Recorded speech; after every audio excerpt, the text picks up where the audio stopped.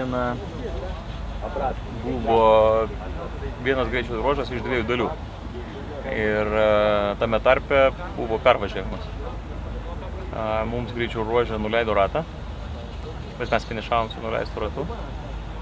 Ir tik sustoję už greičio ruožą, išlipę iš mūsų automobilio, pamatėme, kad variklis sustoja ir užvirė degalai. Tai turime įtarimą, kad buvo likę dar standartinių degalų, tai gal jie susimaišė, gal dar šiek tiek yra, na, kaip čia pasakyti, įtakojami tas temperatūra. Tai dabar turbūt sekantį kartą užpilus tikiu, kad taip išspręsime klausimus. Plus papildomai statysime radiatorių grįžtančio kūro aušinimo, tai bent jau nuo variklio neateis karštos temperatūros degalai atgal. Dakare vidutiniškai su Oskaru mes sunaudojam turbūt apie kokius 350 litrų degalų kiekvieną dieną. Oskaras.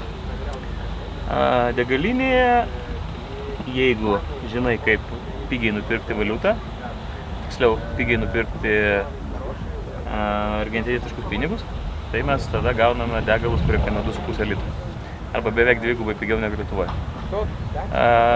Avgazas, kurį mes turime dabar pirkti, jisai kainuoja 4 eurai litras. 4 eurai tai yra turbūt kokių gal apie 13 litrų. Tai va, įsivaizduokit, 13 litrų padaugini iš 350 ir tada padaugini iš 2 savaičių. Ir maždaug įsivaizduoji, kaip skanu yra išleisti tiek pinigų. Tai aš dabar visų pirmas noriu laukt dušo. Visų antra, esu be galo laimingas, kad pusė Dakaro yra įveikta. Nu, tik pusė Dakaro. Ir kad dar laimingesnis, kad rytoj yra rest day, tai yra laisva diena, kada mes visi galėsim neskubėdami akimirksniu praleistą dieną.